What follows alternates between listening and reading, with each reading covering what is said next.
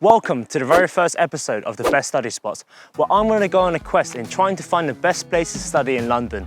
London is known for its wide variety of coffee shops, libraries and co-working spaces, and I'm going to go and try and find the best one. First up, you've got to head to Little Venice. I spend my Mondays like Fridays. I spend my Fridays in a box with my heart and my whining. I put my pinings on pedestals to the keep. No. Wrong Venice.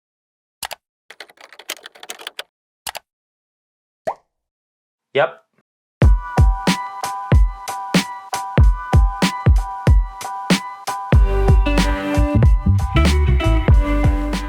Little Venice is a district in West London, famous for its beautiful canals and faint resemblance to Venice. It is also home to our very first study spot, and to when I first realised 90% of you aren't subscribed. If you like chocolate, you've got to subscribe. It's bad karma if you lie. Originally, Little Venice was not named as such. Over the 20th century, the name gained popularity and became widely used. It wasn't until only 1978 that it became an officially recognised electoral ward. The name is commonly attributed to the Victorian poet Robert Browning, who lived locally and has his own island here. He wrote popular poems such as My Lost Duchess and The Pied Piper of Hamelin. However, questions has been raised as to whether the romantic poet Lord Byron actually coined the term. He humorously compared the area to his Italian counterpart during the early 19th century. Ambiguity still surrounds the origination of the name. Little Venice is also home to the Grand Union Canal, which stretches from London all the way to Birmingham. Birmingham? Yep, that's right. The canal you see in the Peaky Blinders series actually forms a part of the Grand Union Canal, which the Shelby family utilises to transport goods to and from London. Home of the waterways. It is also home to the rail network. Paddington Station, one of the busiest stations in the UK, is located canal side. It's where cute little Paddington Bear first meets the Brown family. Right, enough about the location. Let's talk about a study spot. Gail's is a British bakery and cafe chain with a large proportion of their shops located in London.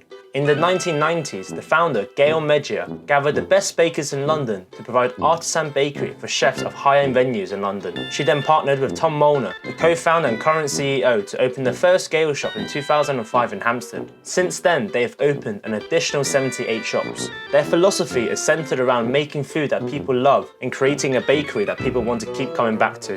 They've done an amazing job at staying authentic to their roots, and in combination with the hard work from the Gail's management team, ensured that the bakery chain was a great success. The finest ingredients, time-honored techniques, and passion for baking are the three crucial pillars supporting the fast growth the chain has experienced since 2005.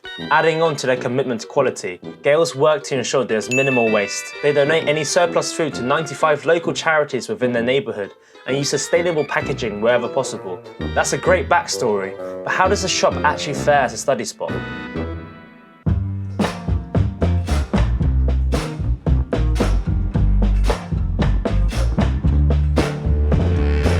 A modern feel in unison with the recent developments surrounding Little Venice, Gail's Paddington provides a formidable study spot. I went on a Monday afternoon and it wasn't too busy, but I have visited it on a weekend and it does get really packed. It's a very social cafe with locals often visiting and passers-by at Paddington Station stopping for coffee. Students and workers also come to do their work here. Wi-Fi is provided, although sometimes it is a bit spotty. There's a collection of plugs located along the sofas, but that is really the extent of the charger facilities here. For solo study, due to it being a social cafe, it does get quite noisy and may be difficult to concentrate without headphones on. Therefore, I can only rate it as a 2.4 for solo study.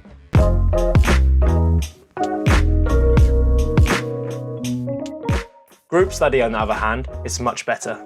A feeling that synergizes with the aesthetic feel. Studying with a friend here matches the social cafe image. After studying by myself, my girlfriend joined me for a few hours to do some work. It's a much more relaxed workspace than previous study spots I've been to. I felt comfortable holding conversations without disturbing people. I'm going to rate it a 3.8.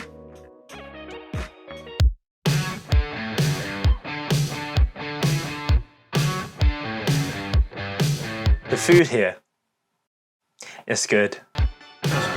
Gail's is at heart a bakery chain, which is why the baked goods you can see here look and taste delicious.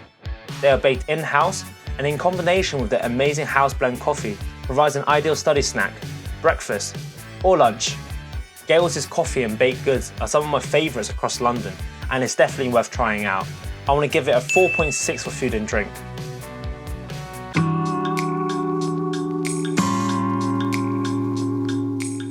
The settings here is pretty great. It's a canal-side cafe with outdoor and indoor seating located in Little Venice, which is a beautiful area, but it is right at the end of Little Venice, meaning it's closer to the high-storey buildings. I think it deserves a solid 3.5. Well, there we go. That's Gail's Paddington. I think all the factors I discussed balances out to a very solid 3.8 rating. The solo study factor does let it down a bit, but then again, I don't think that's what Gail's is aiming at anyways.